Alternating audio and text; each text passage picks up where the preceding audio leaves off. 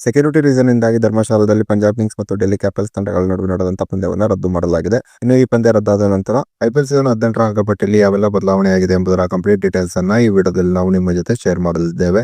ಈ ಸುದ್ದಿಯ ಡೀಟೇಲ್ಸ್ ಅನ್ನ ಕೊಡುವುದಕ್ಕಿಂತ ಮುಂಚೆ ನೀವು ಆರ್ಸಿಬಿ ತಂಡದ ಅಭಿಮಾನಿಗಳಾಗಿದ್ದಲ್ಲಿ ಈ ವಿಡಿಯೋಕ್ಕೊಂದು ಲೈಕ್ ಮಾಡಿ.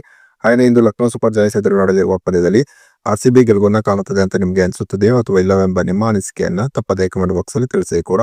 ಧರ್ಮಶಾಲಾದಲ್ಲಿ ಪಂಜಾಬ್ ಕಿಂಗ್ಸ್ ಮತ್ತು ಡೆಲ್ಲಿ ಕ್ಯಾಪಿಟಲ್ಸ್ ತಂಡಗಳ ನಡುವೆ ನಡೆದಂತಹ ಪಂದ್ಯದಲ್ಲಿ ಟಾಸ್ ಅನ್ನ ಗೆದ್ದಂತಹ ಪಂಜಾಬ್ ಕಿಂಗ್ಸ್ ತಂಡ ಮೊದಲು ಬ್ಯಾಟಿಂಗ್ ಮಾಡುವ ನಿರ್ಧಾರವನ್ನ ಕೈಗೊಂಡು 1 ವಿಕೆಟ್ ಅನ್ನ ಕಳೆದುಕೊಂಡು 127 ರನ್ಗಳನ್ನ ಹೊಡೆದಾಗ ಪಂದ್ಯವನ್ನ ಸೆಕ್ಯೂರಿಟಿ ರೀಸನ್ ಇಂದಾಗಿ ರದ್ದು ಮಾಡಲಾಯಿತು. ಇನ್ನು ಈ ಪಂದ್ಯ ರದ್ದಾದ ಕಾರಣ ಪಂಜಾಬ್ ಕಿಂಗ್ಸ್ ಮತ್ತು ಡೆಲ್ಲಿ ಕ್ಯಾಪಿಟಲ್ಸ್ ಇವೆರಡು ತಂಡಗಳಿಗೂ ಕೂಡ ಒಂದೊಂದು ಅಂಕಗಳನ್ನ ಹಂಚಲಾಯಿತು. ಇನ್ನು ಈ ಪಂದ್ಯದಲ್ಲಿ 1 ಅಂಕವನ್ನು ಪಡೆದ ನಂತರ ಪಂಜಾಬ್ ಕಿಂಗ್ಸ್ ತಂಡ ಆಡಿದ 12 ಪಂದ್ಯದಿಂದ 16 ಅಂಕಗಳನ್ನ ಗಳಿಸುವುದರ ಮೂಲಕ ಇದೀಗ ಅಂಕಪಟ್ಟಿಯಲ್ಲಿ 2ನೇ ಸ್ಥಾನಕ್ಕೆ ಏರಿದೆ. ಇನ್ನು ಡೆಲ್ಲಿ ಕ್ಯಾಪಿಟಲ್ಸ್ ತಂಡ ಆಡಿದ 12 ಪಂದ್ಯದಿಂದ 14 ಅಂಕಗಳನ್ನ ಗಳಿಸುವುದರ ಮೂಲಕ 5ನೇ ಸ್ಥಾನದಲ್ಲಿ ಡೆಲ್ಲಿ ಕ್ಯಾಪಿಟಲ್ಸ್ ತಂಡ ಉಳಿದಿದೆ. ಇನ್ನು ಆರ್ಸಿಬಿ 2ನೇ ಸ್ಥಾನದಿಂದ 3ನೇ ಸ್ಥಾನಕ್ಕೆ ಕುಸಿದಿದ್ದರೆ ಗುಜರಾತ್ ಟೈಟನ್ಸ್ ತಂಡ ಸೀಸನ್ 18ರ ಅಂಕಪಟ್ಟಿಯಲ್ಲಿ ಮೊದಲ ಸ್ಥಾನದಲ್ಲಿದೆ. ಇನ್ನು ಇಂದು ಆರ್ಸಿಬಿ ಮತ್ತು ಲಕ್ನೋ ಸೂಪರ್ ಜಾಯಂಟ್ಸ್ ತಂಡಗಳ ನಡುವೆ ನಡೆದಿರುವ ಪಂದ್ಯದಲ್ಲಿ ಆರ್ಸಿಬಿ ಗೆಲುವನ್ನ ಕಂಡರೆ ಆಗ ಆರ್ಸಿಬಿ ಸೀಸನ್ 18ರ ಅಂಕಪಟ್ಟಿಯಲ್ಲಿ ಮೊದಲ ಸ್ಥಾನಕ್ಕೆ ಹೋಗುವುದಲ್ಲದೆ ಸೀಸನ್ 18ರಲ್ಲಿ ಪ್ಲೇ ಆಫ್ಗೆ ಹೋದಂತಹ ಮೊದಲ ತಂಡವೆಂಬ ಹೆರುಮಗೂ ಕೂಡ ಆರ್ಸಿಬಿ ಪಾತ್ರವಾಗಲಿದೆ.